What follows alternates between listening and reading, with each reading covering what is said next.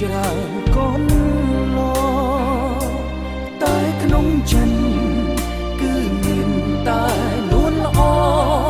អរគុណដែលជ្រឹងយកបងអរគុណក្រុមគ្រប់យ៉ាងអរគុណនេះស័យឲ្យយើងជួបគ្នាអរគុណវេលាពីបោកគុំលងអរគុណរឿងរ៉ាវឲ្យអូននិងបងខ្លាយជា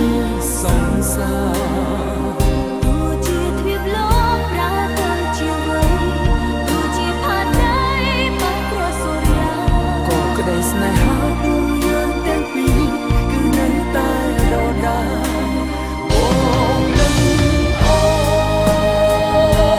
នសន្យា